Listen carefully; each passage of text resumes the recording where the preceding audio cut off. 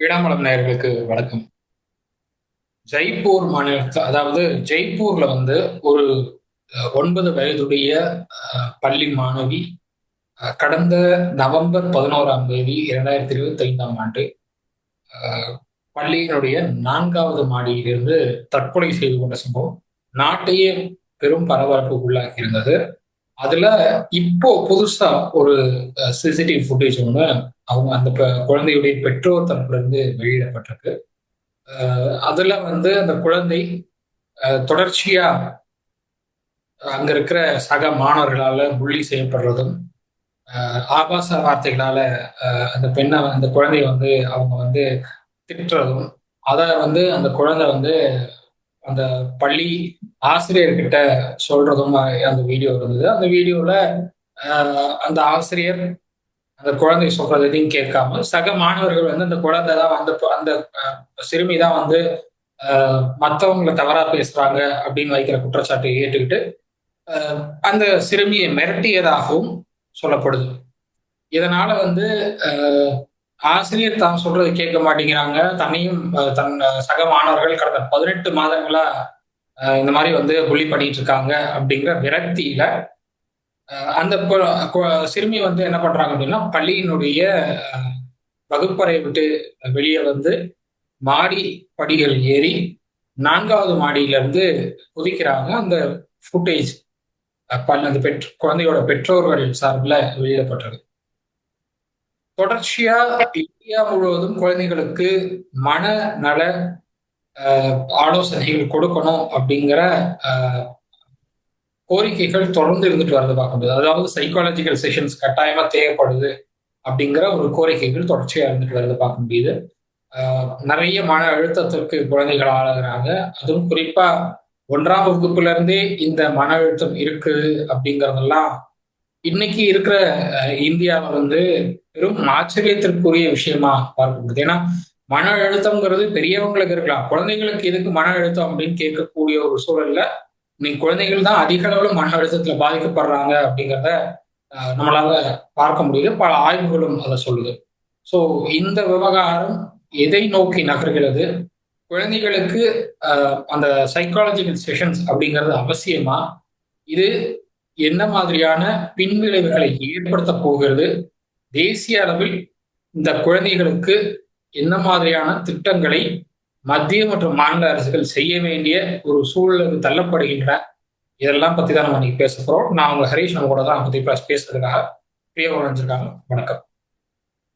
வணக்கம் மகேஷ். நீ சொன்னது ரொம்ப கொடூரமானது அப்படின்றதுதான். இது ஒரு நாட்டையே வந்துட்டு உலுக்கிய ஒரு துரதிருஷ்டவசமான ஒரு நிகழ்வு அப்படின்றதுதான். அந்த 4ஆம் வகுப்பு குழந்தை இந்த முடிவை எடுத்திருக்கு. கல்வி முறையிலும் நாம் குழந்தைங்களை வளர்க்கிற முறையிலும் எவ்வளவு பெரிய மாற்றங்கள் தேவை அப்படின்றதுதான் இது உணர்த்தி இருக்கு அப்படின்றது என்னோட பார்வை. இதுக்கு பின்னாடி வந்துட்டு நான் அந்த சிசிடிவி கேமரா வெளியில வந்திருக்கு. அங்க சக மாணவர்களுடன் அந்த ஏற்பட்ட அந்த கருத்து வேறுபாடுகள், தகராறுகள், அந்த பியர் இஷ்யூஸ் அப்படின்னு சொல்றது, அந்த மன உளைச்சலுக்கு ஆளாகி இருந்தது தெரிய வருது அந்த இதுல சிசிடிவில இருந்து. சம்பவத்தன்னைக்கு வகுப்பறையில சக மாணவர்களோட சண்டை நடந்ததா கூறப்படுது. அதுலயும் தெளிவா இருக்கு. சைக்காலஜிக்கல் ரீதியா அப்படின்னு பாக்குறப்ப நம்ம 3 விஷயம் நம்ம பார்க்கணும் ஹரிஷ். ஒண்ணு வந்துட்டு குழந்தைகள் கிட்ட அந்த இம்பல்ஸ் கண்ட்ரோல், அந்த திடீர் உணர்ச்சி வேகம் அது இல்லாதது அப்படின்றது தான். 9 வயசு 10 வயசு குழந்தை அப்படின்னா ஒரு பிரச்சனை வரும்போது அதோட பின்விளைவுகள் என்ன ஆகும் அப்படின்னுட்டுன்னா அதை சிந்திக்கிற அந்த மெச்சூரிட்டி இருக்காது. ஏதோ ஒரு தீவிரமான ஒரு அவமானம் நம்மளுக்கு வந்துடுச்சு, பயம், கோவம் இதெல்லாம் வரும்போது அந்த நொடியில அந்த ஃபிராக்ஷன் ஆஃப் செகண்ட்ல தோன்ற ஒரு தீவிரமான எண்ணங்கள் அவங்களால கட்டுப்படுத்த முடியறதில்ல. அந்த லேக் ஆஃப் இம்பல்ஸ் கண்ட்ரோல்ன்றத நான் சொல்றேன்.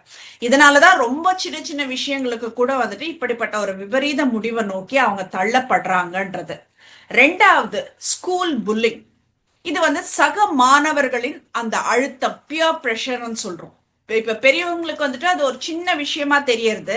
ஒரு 4th ஸ்டாண்டர்ட் குழந்தைக்கு வந்துட்டு அவளுக்கு அந்த உலகமே அழிஞ்சிடுச்சு அப்படின்ற ஒரு பயத்தை ஏற்படுத்தும். அந்த கூட படிக்கிறவங்க எல்லாம் தன்னை ஒதுக்கிடுவாங்களோ இல்ல கேலி செய்யறாங்களே அப்படின்னு ஃபியர் ஆஃப் ரிஜெக்ஷன் அப்படின்னு ஒண்ணு இருக்கு. அந்த குழந்தைங்களை வந்துட்டு தனிமைக்கு கொண்டு போயிடும். ஓகே நம்ம வர்த் இல்ல போல இருக்கு அப்படின்னுட்டு ஒரு இன்ஃபீரியாரிட்டி காம்ப்ளெக்ஸும் வரும், அந்த ஃபியர் ஆஃப் ரிஜெக்ஷனும் வரும். மூணாவது என்னன்னா, இந்த பள்ளி மற்றும் இந்த பெற்றோர்கள் கண்காணிப்பு தவறுது, லேக் ஆஃப் சூப்பர்விஷன் அப்படின்றத நான் சொல்வேன் நான்.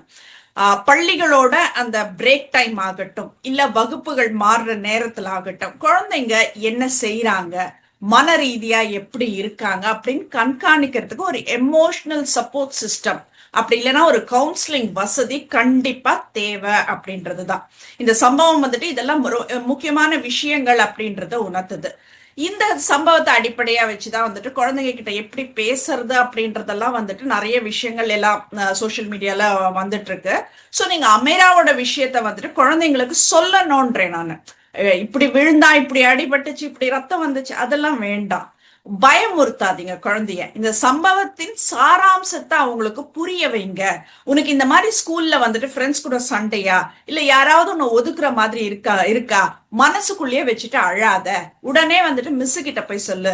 மிஸ் வந்துட்டு அதுக்கு ரெஸ்பான்ஸ் பண்ணலையா, வீட்டுல வந்து எங்க கிட்ட சொல்லு. அப்படின்றது இந்த உலகத்துல தீர்க்க முடியாத பிரச்சனை எதுவுமே இல்லை அப்படின்ற நம்பிக்கையை நம்ம வந்துட்டு குழந்தைங்களுக்கு கொடுக்கணும். நம்ம ஸ்கூல்ல இருந்து வந்த உடனே பசங்க கிட்ட என்ன படிச்ச, என்ன எடுத்தாங்க, எவ்வளவு மார்க் எடுத்த, இதெல்லாம் வேண்டாம். அது வந்துட்டு என்ன சொல்றது, படிக்கிற பசங்க கண்டிப்பா படிக்க செய்யும், படிக்க முடியலனாக்கா டியூஷன் வச்சுக்கோங்க, அது அப்பாற்பட்ட விஷயம். ஆனா நம்ம கிட்ட ஒரு பயம் இல்லாத ஒரு சூழலை உருவாக்கி கொடுக்கறது ரொம்ப அவசியம் அப்படின்றது நான் சொல்றேன். இந்த கம்ப்ளைண்ட்ஸ் டீச்சர் கிட்ட அந்த பொண்ணு குழந்தை சிசிடிவி கேமரால பாக்குறோம், போய் சொல்றா அந்த பொண்ணு, காது கொடுத்து கேட்க மாட்டேங்கிறாங்க. ஷீ இஸ் என்ன டிஃப்ரெண்ட் வேர்ல்டுன்ற மாதிரி இருக்கு. அவங்க பாட்டுன்னு ஏதோ எழுதிட்டு இருக்காங்க ரெஜிஸ்டர்ல. அந்த குழந்தை என்ன சொல்ல வருதுன்றத கூட அந்த உதாசீனப்படுத்துறது, அலட்சியப்படுத்துறது எல்லாம் வந்துட்டு அந்த சிறுமி வந்து வகுப்பறை விட்டு வெளியில போனதே அவங்களுக்கு தெரியலங்கிறாங்க. என்ன மாதிரியான ஸ்கூல் நீங்க நடத்துறீங்கன்றதுதான் கேள்வி. ஒரு குழந்தையோட அந்த மனநிலைய பாதாளத்திற்கு தள்ளுற ஒரு மிக மோசமான ஒரு விஷயம் அது அப்படின்றதுதான் இந்த இதுல பார்க்க முடியுது. இன்னொரு விஷயம் ஹரிஷ், ஏன் அந்த ஸ்கூல்ல வந்துட்டு அந்த கிரில் அந்த மாதிரி விஷயங்கள் குதிக்கிற அளவுக்கு, மேல இருந்து குதிக்கிற அளவுக்கு இருக்குனாக்க, ஏன் அந்த சேஃப்டி கொடுக்கல அப்படின்றதுதான் வந்துட்டு நம்மள ஒரு கேள்வி கேட்க வைக்குது. இது வந்துட்டு ஃபர்ஸ்ட் ஆசிரியர்களோட அலட்சியம். இப்ப சைக்காலஜிக்கல் இம்பாக்ட்னு பாக்குறப்போ பெரியவங்களுக்கு சின்னதா தெரியுற விஷயம் குழந்தைங்களுக்கு பெருசுன்றதை நான் சொல்லியிருக்கேன் நானு. அப்போ அந்த புல்லிங் சண்டை நடக்கிறப்போ ஃபர்ஸ்ட் அது டீச்சர் கிட்ட போய் சொல்லுது. ஏன்னா பள்ளியில வந்துட்டு அவங்கதான் ஒரே பாதுகாப்பு வளையம் அப்படின்றது. சோ அவங்க கிட்ட சொன்னாக்க ஒரு தீர்வு கிடைக்கும்னுட்டுன்னு வந்து சொல்றாங்க. அப்ப எப்ப பார்த்தாலும் வந்து கம்ப்ளைண்ட் பண்ணாத அப்படின்னுட்டு உதாசீனப்படுத்துறப்ப அந்த குழந்தைக்கு வந்துட்டு ஒரு லேர்ன்ட் ஹெல்ப்லெஸ்னஸ் வருது, அந்த உதவியற்ற நிலை அப்படின்னு சொல்லுவோம் நம்ம. அது யார்கிட்ட முறையிடுறது அப்படின்றது தெரியாம இந்த பயமும் அவமானமும் சேர்ந்து அவங்கள ஒரு தவறான ஒரு முடிவுக்கு கொண்டு போய் தள்ளுதுன்றதுதான். டீச்சர் கேட்கல அப்படின்றது ரொம்ப பெரிய பாயிண்ட். அது கண்டிப்பா வந்துட்டு அதுக்கு என்ன சொல்றது, அது கிரைம்ன்றதே நான் சொல்லுவேன் நான். அந்த எப்போ வந்துட்டு ஒரு குழந்தை சொல்ற ஒரு குற்றச்சாட்டை ஒரு டீச்சர் கேட்கலையோ, அது கிரைம்ன்ற லெவலுக்கு தான் நம்ம எடுத்துக்கணும் அப்படின்றதுதான். சோ அந்த குழந்தைங்க கிட்ட எப்படி நடந்துக்கிறோம், நீ உட்காந்து ஒவ்வொரு குழந்தைக்கும் வந்துட்டு இம்பார்ட்டன்ஸ் கொடுத்து இப்படி செய்ய அப்படி செய்ய, நாங்க டீச்சர் லெக்சர் எடுக்க வரல, but still you have to respond a problem இல்லையா? யூஆர் இன் த கிளாஸ் ரூம். உனக்கே நல்லா தெரியுது எல்லா பசங்களும் அந்த பெஞ்ச்ல போயிட்டு இது பண்ணிட்டு இருக்காங்க. அப்படி என்ன உங்களுக்கு அவ்வளோ பிஸியா இருக்கீங்க? இதை தவிர்த்து என்ன உங்களுக்கு அவ்வளோ ஒரு பிஸினஸ் அப்படின்றது எனக்கு தெரியல. சோ இதெல்லாம் வந்துட்டு பாக்குறப்போ இவங்களோட அந்த குழந்தை இறந்ததுக்கு முதல் காரணம் அந்த ஆசிரியரோட அந்த கேர்லெஸ்னஸ் அப்படின்றது தான் நான் சொல்லுவேன் நான். இது என்னத்துக்கு அந்த மாதிரி பண்றாங்க அப்படின்றது எனக்கு புரியல. அந்த ட்ரஸ்ட் விண்டோ அப்படின்றது ஒரு விஷயம் இருக்கு ஹரிஷ். பள்ளி மற்றும் ஆசிரியர்கள் மட்டுமே நம்பி இருக்கிறோம். பெற்றோர்களை தினமும் வந்துட்டு ஒரு செய்ய வேண்டிய ஒரு முக்கியமான வழக்கம் என்னன்னா, குழந்தைங்க இப்ப நான் சொன்ன மாதிரி இன்னைக்கு என்ன படிச்ச அப்படின்றத கேட்கறத விட்டுட்டு, இன்னைக்கு ஸ்கூல்ல என்னென்ன நல்ல விஷயம் நடந்துச்சு, யாராவது உன்னை கஷ்டப்படுத்துற மாதிரி நடந்துக்கிட்டாங்களா, டீச்சர் உங்ககிட்ட நல்லா பேசினாங்களா அப்படின்னு கேளுங்க அப்படின்றதுதான் நான் சொல்ல வரேன் நானு. அதே மாதிரி டீச்சர்ஸுங்க வந்துட்டு ஸ்டூடெண்ட்ஸ் எல்லாம் சமமா பார்க்கணுன்றாங்க. பட் எந்த ஸ்கூல்லையுமே அது இது வரைக்கும் நடக்கல. இது வந்துட்டு நாங்க படிச்ச காலத்துல இருந்து நாங்க சொல்லிட்டு இருக்கிற ஒரு விஷயம். அந்த பயாஸ்டா இருக்கக்கூடாது, பார்ஷாலிட்டி காட்டாதீங்க அப்படின்றதெல்லாம் நாங்க எவ்வளவோ நாங்க எங்க காலத்துல இருந்து நாங்க போராடி பார்த்துட்டோம். இப்ப வரைக்கும் அந்த சூழல் மாறல அப்படின்றதுதான் அது ரொம்ப ஒரு கஷ்டமான ஒரு விஷயம் அப்படின்றதுதான். சோ இந்த விஷயம் வந்துட்டு நம்ம ஒரு சைக்காலஜிக்கல் அனலைஸ் பண்ணியிருக்கோம். பட் ஆனா இது கிரிமினலாவே வந்துட்டு நிறைய விஷயங்கள் இருக்கு. ஹரிஷ், நீ உன்னோட பார்வையில ஃபர்ஸ்ட் சொல்லு, நான் கிரிமினலுக்கு போறேன். நான் என்னுடைய பார்வை அப்படின்னு பார்க்கணும்னா, அமைரா அப்படிங்கிற அந்த ஒரு 9 வயது சிறுமி நீரஜா மோடி ஸ்கூல் அப்படிங்கிற ஒரு ஸ்கூல்ல ஜெய்ப்பூர்ல படிச்சுட்டு வராங்க. 4ஆம் வகுப்பு படிக்கிறாங்க. சம்பவம் நடந்த அந்த நவம்பர் 1 2025 அன்னைக்கு அவங்க வழக்கம் போலதான் அவங்க பெற்றோர்கிட்ட ரொம்ப சந்தோஷமா பேசியிருக்காங்க. அப்படிதான் வந்து ஸ்கூலுக்கு கிளம்பியிருக்காங்க. அந்த பொண்ணு ஸ்கூல்ல போய் படிச்சுட்டு தான் இருந்தது. அதுக்கப்புறம் டான்ஸ் கிளாஸஸ் எதுவும் போன மாதிரி தான் இருக்கு. அது டான்ஸ் கிளாஸா இல்லை வந்து கராத்தே செஷனா எனக்கு சரியா தெரியல. எனக்கு அது மட்டும் கொஞ்சம் டவுட்டா இருக்கு. அதுக்கப்புறம் அந்த பொண்ணு மறுபடியும் கிளாஸ்க்கு வருது. கிளாஸ்க்கு வந்ததுக்கப்புறம் சக மாணவர்கள் அந்த பொண்ணுகிட்ட தவறா பேசுறாங்க. அந்த பொண்ணை வந்து புள்ளி பண்றாங்க. டிஜிட்டல் ஸ்லேட்னு சொல்லி ஒரு ஸ்லேட் இருக்கு. அது வந்து ஆக்சுவலா ஸ்கூல்ல யூஸ் பண்ணக்கூடாது, பேன்னு ஒண்ணு. அதுல வந்து அந்த பெண்ணை பத்தி, அந்த குழந்தைய பத்தி ஏதோ எழுதுறாங்க. அதை பார்த்துட்டு அந்த பொண்ணு தலையில கை வச்சுக்குது. திடீர்னு ரொம்ப சீரியஸான ஒரு முகபாவனை காட்டி டீச்சர் கிட்ட போய் சொல்லுது. டீச்சர் கிட்ட போகும்போது அந்த பையனும் அந்த டீச்சர் கிட்ட வரேன். அந்த பையன் டீச்சர் கிட்ட சொல்ல போது, நீ போய் உட்காரு அப்படின்னு சொல்லி டீச்சர் அனுப்பி விட்டுறாங்க. மறுபடியும் இன்னொரு 2-3 பசங்க சேர்ந்து இந்த மாதிரி புள்ளி பண்ணும்போது மறுபடியும் டீச்சர்கிட்ட போறாங்க.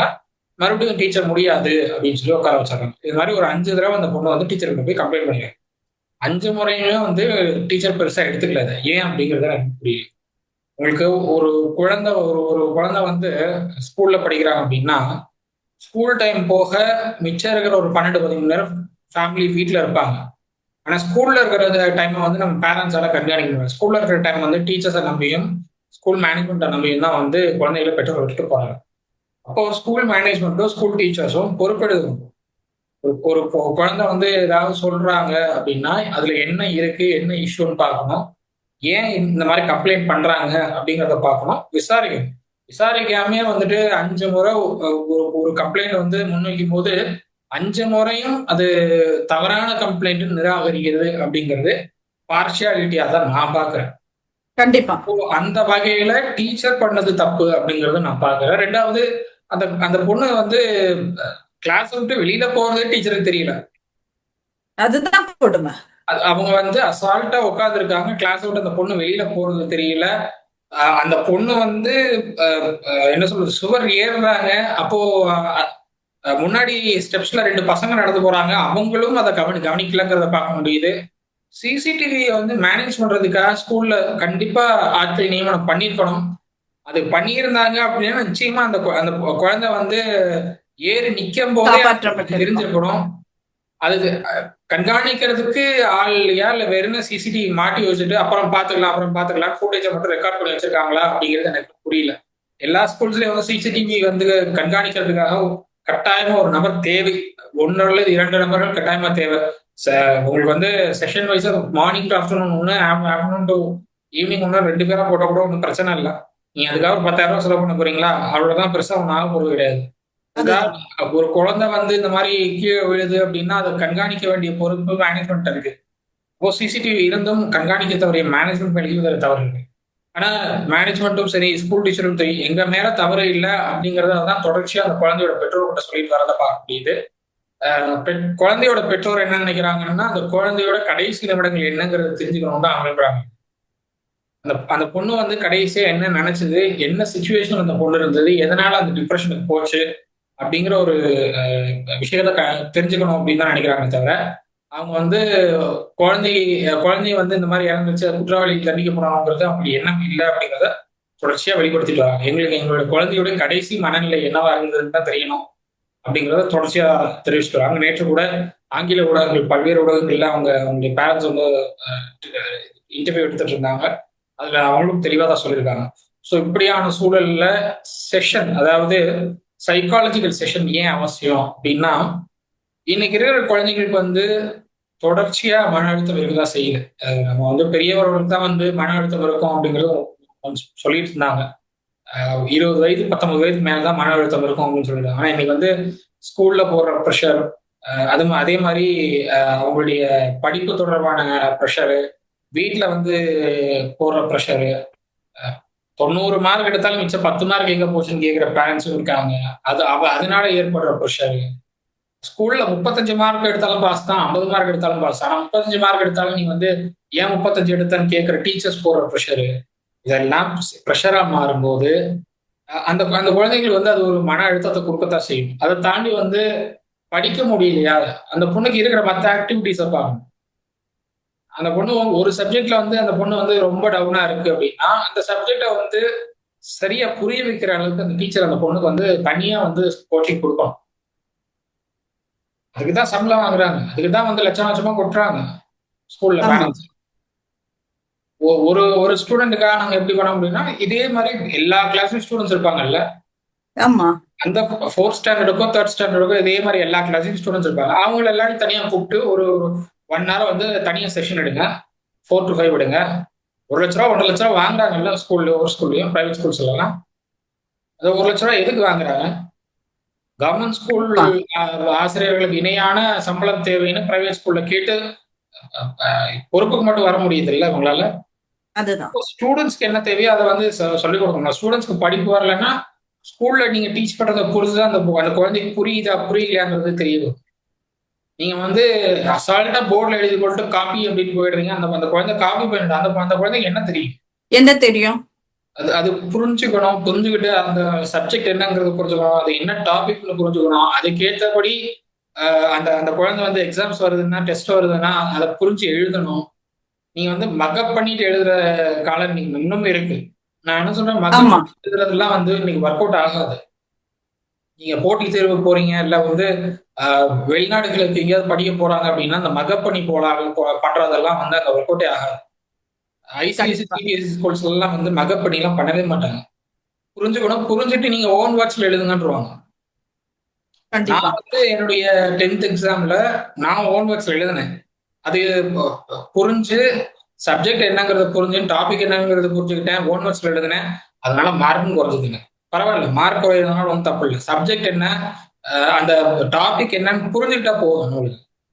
மார்க் குறையுது. மார்க் வந்து பக்கத்து பக்கத்துல உட்காந்துருக்க பொண்ணை விட அதிகமா கம்மியா மார்க் வாங்கியிருக்கோம். இல்ல பக்கத்துல உட்காந்துருக்க பையனோட கம்மியா மார்க் வாங்கியிருக்கோம் மேட்டர் கிடையாது. சப்ஜெக்ட் புரிஞ்சா போதும். அதை தாண்டி வேற ஒன்றும் அவசியமே இல்லை என்னை பொறுத்தவரை. மார்க்ஸ்ங்கிறது உங்களுக்கு வந்து புரிஞ்சுக்கிட்டு நீங்க என்ன புரியுதுன்னா அதுல 1-2 வார்த்தையை அவங்களுக்கு கரெக்ஷன் பண்றவங்களுக்கு புரிஞ்சாலே போதும். அதுக்கு மேல நீங்க உங்களை ப்ரூவ் பண்ணணுங்கிற அவசியம்லாம் கிடையாது முதல்ல. ஸோ அதனால கண்டிப்பா. வந்து மார்க்ஸுக்காக பெற்றோர்கள் அழுத்தம் போடுறது, டீச்சர்ஸ் அழுத்தம் போடுறது இதெல்லாம் குறைச்சிட்டு அந்த குழந்தைங்களுக்கு புரியுற மாதிரி சொல்லிக் கொடுத்தா கொஞ்சம் பெட்டரா இருக்கும். அண்ட் அதே மாதிரி சைக்காலஜிக்கல் செஷன்ஸ் இதனால தான் தேவை. கண்டிப்பா வேணும். ஏன்னா ஸ்கூல்ல வந்து இன்னைக்கு பெண் குழந்தைங்கள்கிட்ட பல ஆசிரியர்கள் தவறா நடந்துக்கிறாங்க. குட் டச் பேட் டச்ங்கிறத தாண்டி பல ஆசிரியர்கள் தவறா நடந்துக்கிறாங்க. அதே மாதிரி இப்ப இந்த பொண்ணுக்கு நடந்த மாதிரி சக மாணவர்கள் அந்த குழந்தைகள் வந்து டீஸ் பண்றது, புலி பண்றது இதெல்லாம் தொடர்ச்சியா இருந்துட்டு இருக்கு. பல பல பள்ளிகள் இருந்துட்டு இருக்கு. தமிழ்நாட்டிலேயே பல பள்ளிகள் இருக்கு. அது இன்னும் வெளிப்படையா தெரிய வரல, அவ்வளவுதான் விஷயம். தமிழ்நாட்டிலேயே பல பள்ளிகள் இருக்கு, வெளிப்படையா தெரிய வரல. வெளிப்படையா தெரிய வந்துச்சு அப்படின்னா அது பெரிய இஷ்யூவா மாறலாம். ஸோ அப்போ கண்டிப்பா. உங்களுக்கு மந்த்லி ட்வைஸ் ஆகுது சைக்காலஜிக்கல் செஷன்ஸ் போடுங்க. இந்த குழந்தைங்களோட மனசுல என்ன இருக்குங்கிறது தெரிஞ்சுக்கணும். அந்த குழந்தைங்களை வந்து அதுக்கு அடுத்து எப்படி அவங்கள வந்து அடுத்த லெவலுக்கு கொண்டு போக முடியும் அப்படிங்கறத டீச்சர்ஸ்க்கு புரிய வைக்கிறதுக்கு அந்த சைக்காலஜிக்கல் செஷன்ஸ் போகும். சைக்காலஜிக்கல் செஷன்ஸ் இல்லாம நீங்க வந்து அடுத்தடுத்த கிளாஸ்ல அந்த அந்த குழந்தைய அனுப்பிச்சு வச்சீங்கன்னா அது இன்னும் மன அழுத்தத்தை அதிகமாக்குமே தவிர பெரிய லெவல்ல அந்த குழந்தைக்கு உதவாது. உதவாதுன்றதுதான். டீச்சர்ஸ்க்கும் புரியணும் அந்த குழந்தை எப்படிப்பட்ட நிலையில படிக்குது, என்ன சுச்சுவேஷன்ல படிக்கிறா, அதெல்லாம் டீச்சர்ஸ்க்கும் புரியணும். அந்த குழந்தைக்கும் டீச்சர் எப்படிப்பட்டவங்க, டீச்சர் நம்மகிட்ட சரியா தான் நடந்துக்கிறாங்களா அப்படிங்கறதும் புரிய வரணும். இது ரெண்டும், இந்த புரிதல் இருந்தா மட்டும்தான் அந்த பாண்ட் வந்து கரெக்டா உட்காரும். டீச்சருக்கும் ஸ்டூடெண்ட்க்கு இருக்கிற பாண்ட் அப்பதான் சரியா நிற்கும். இல்லைன்னா அந்த அந்த பாண்ட் வந்து ஒட்டாது. அந்த பாண்ட் ஒட்டல அப்படின்னா டீச்சர் சொல்றது ஸ்டூடெண்ட்டுக்கு புரியாது, ஸ்டூடெண்ட் சொல்றது டீச்சருக்கு புரியாது. கண்டிப்பா கண்டிப்பா ஹரிஷ். நான் இப்ப சட்டம்னு சொன்னேன் இல்லையா, இப்ப அவங்க பேரண்ட்ஸ் வேணும்னா வந்துட்டு இதெல்லாம் நான் அதுக்காக பண்ணல அப்படின்றத வந்துட்டு சொல்லலாம். என்ன குழந்தையே போயிடுச்சுன்ற அந்த மன வேதனையில சொல்லலாம். பட் சட்டம்னு பாக்குறப்ப இது வந்துட்டு ஒரு தற்கொலைக்கு தூண்டிய ஒரு குற்றம் அப்படின்ற மாதிரி தான் வரும். ஏன்னா அபட்மெண்ட் ஆஃப் சூசைடு தான் இது கருதப்படும் அப்படின்றது. ஏன்னா சம்பந்தப்பட்ட வகுப்பு ஆசிரியர் அந்த பள்ளி நிர்வாகத்தின் மீது அந்த காவல்துறையினர் வந்துட்டு இந்த பிரிவின் கீழே வழக்கு பதியலாம் அப்படின்றது தான் வந்துட்டு அந்த கோணத்துல தான் விசாரணை நடத்துவாங்க. குற்றச்சாட்டு நிரூபிக்கப்பட்டா இது ரொம்ப கடுமையான சிறை தண்டனைக்கான குற்றமும் ஆகும் அப்படின்றது தான் நான் ஃபர்ஸ்ட் பாயிண்ட் சொல்றேன். அடுத்தது வந்துட்டு பள்ளியோட அலட்சியம்னுட்டுன்னு சொல்வேன். கிரிமினல் நெக்லிஜென்ஸ் சொல்வேன். அது செக்ஷன் 106 எல்லாம் சொல்றாங்க. பட் ஸ்டில் ஒரு குழந்தை வந்துட்டு 4வது மாடியில இருந்து அந்த 4th ஸ்டாண்டர்ட் குழந்தை கீழே குதிக்கிற வரைக்கும் அங்க போதுமான பாதுகாப்பு கம்பிகள், அந்த சேஃப்டி கிரில்ஸ் அப்படி இல்லைன்ற விஷயமே வந்துட்டு ரொம்ப ஆச்சரியமா இருக்கு. அது எப்படி ஒரு சேஃப்டி கிரில்ஸ் இல்லாம நீங்க பால்கனி கூட வைப்பீங்கன்றது எனக்கு தெரியல. இல்ல அந்த கண்காணிப்பு, அந்த சிசிடிவி நீ சொல்ற மாதிரி அந்த சூப்பர்விஷன் இல்லாதது ஒரு பள்ளியோட ரொம்ப பெரிய குற்றம் அப்படின்றது தான் சொல்லணும். இதுவும் வந்துட்டு ஒரு கிரிமினல் அலட்சியம்ன்றதா, கிரிமினல் நெக்லிஜென்ஸ்ன்றதை நான் சொல்றேன். நான் இந்த இதுலயும் வந்துட்டு வழக்கு பதிவு செய்யறதுக்கு நிறைய வாய்ப்புகள் இருக்கு. போக்சோலியும் பண்ணலாம் ஹரிஷ் இந்த விஷயத்த. ஏன்னா இது சிறார் நீதி சட்டம், ஜுவலின் இது ஜஸ்டிஸ் ஆக்ட்ல வந்துட்டு கொண்டு வரலாம். குழந்தைகளை அந்த பராமரிக்கும் பொறுப்புல இருக்கிற நபர்கள், இல்ல அவங்க வந்துட்டு அந்த ஆசிரியர், பள்ளி ஏதோ ஒண்ணு அந்த குழந்தைய மன ரீதியாவோ இல்ல உடல் ரீதியாவோ துன்புறுத்தலுக்கு உள்ளாக்குனா இல்லைன்னா அலட்சியப்படுத்தினாலும் இந்த சட்டம் பாயும் சொல்றாங்க. அப்ப இவங்க பண்ணது வந்துட்டு அலட்சியம் தான். சோ இது அதுக்கும் வந்துட்டு குரூயல்டி ஆஃப் டு சைல்டு அப்படின்ற மாதிரி கூட இதை எடுத்துக்கலாம். சோ இந்த குழந்தை பாதுகாப்புல தவறிய பள்ளி அதிகாரிகள் கடும் நடவடிக்கை எடுக்கப்படணும். ஒருத்தருக்கு எடுத்தாதான் வந்துட்டு அடுத்தவங்களுக்கு அது புத்தி வரும் அப்படின்றது தான் நானும் சொல்றேன். ஏன்னா எதிர்காலத்துல இது போன்ற ஒரு தவறு நடக்காம இருக்கிறதுக்கு இந்த விதிமுறைகள் இதெல்லாம் என்ன சொல்றது ஃபாலோ பண்ணணும். அவங்களுக்கான ஒரு இது எனக்கு அந்த சேஃப்டி கிரில் ஸ்கூல்ல இல்லன்றதே வந்துட்டு அதுவே தான் ரொம்ப இதுவா இருந்தது. அந்த குழந்தை கிடையாது. அந்த குழந்தை வந்து மாடி ஏறி போறதையும் யாரும் பாக்குறாங்க, எல்லாம் பாக்குறாங்க.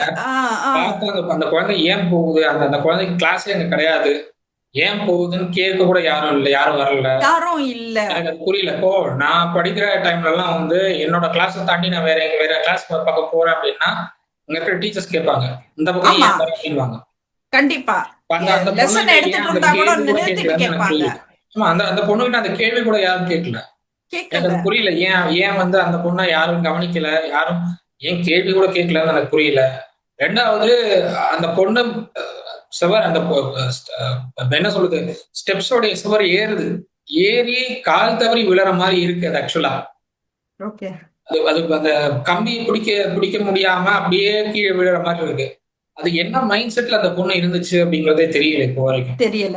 அது தீவிரமா விசாரிக்கப்பட வேண்டிய விஷயமா இருக்கு. ரெண்டாவது, அப்படி உங்களுக்கு வந்து சிசிடிவி கேமராவை கண்காணிக்க முடியாத நிலையில என்ன மேனேஜ்மெண்ட் இருக்குங்கிறது எனக்கு புரியல.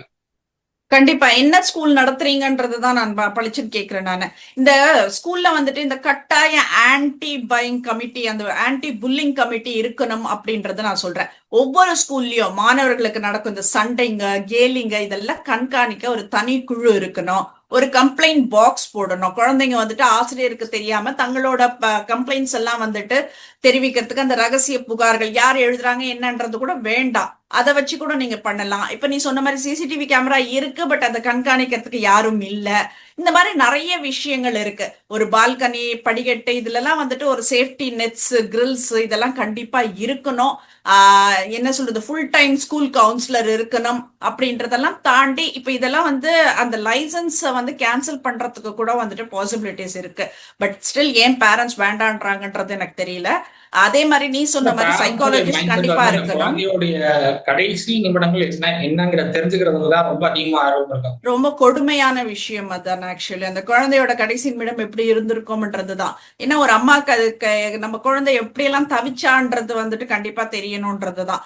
ஒரு ஆசிரியரோட அலட்சியம்ன்றது வெறும் கடமை தவறுனது மட்டும் இல்ல ஹரிஷ், அது ஒரு குழந்தையோட வாழ்வு உரிமையை பறிச்சிருக்கு அப்படின்றது வந்துட்டு ஒரு கிரிமினல் குற்றத்திற்கு சமம்ன்றதுதான் வந்துட்டு நான் சொல்ல வரேன் இதுல இருந்து.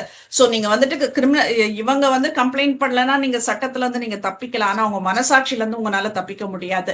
அப்படி என்ன, இப்போ உங்களுக்கு சம்பளம் கொடுக்குறாங்கன்னா எதுக்கு கொடுக்குறாங்க? இந்த கிளாஸ்க்கு வந்துட்டு இது நீங்க ஃபாலோ பண்ணணும், இந்த சிலபஸ் நீங்க ஃபாலோ பண்ணணும்.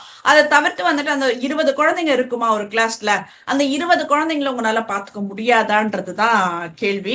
இன்னும் சொல்ல டீச்சர் ட்ரைனிங் அப்படின்னு ஒரு டிப்ளமோ பண்றாங்க டீச்சர்ஸ்லாம். அந்த டீச்சர் ட்ரைனிங் டிப்ளமா பண்ணும் போதே வந்து சைக்காலஜி ரீதியா குழந்தைங்களை எப்படி வந்து கவனிக்கணும், எப்படி கண்காணிக்கணுங்கிறதெல்லாம் வந்து சொல்லி கொடுப்பாங்க, சொல்லி தராங்க. அதை மீறி வந்து உங்களால வந்து இந்த சைக்காலஜிக்கலா குழந்தைகளை புரிஞ்சுக்க முடியல அப்படின்னா எனக்கு அது இன்னும் பெரிய கேள்வியா இருக்கு. அப்போ டீச்சர் ட்ரைனிங்கா, நீங்க டீச்சர் ட்ரைனிங் முடிச்சீங்களா அப்படிங்கிற கேள்வி எனக்கு அங்கதான் வருது. ரெண்டாவது இல்ல நீங்களே ஒரு செல்ஃப் டெஸ்ட் எடுத்துக்கோங்க.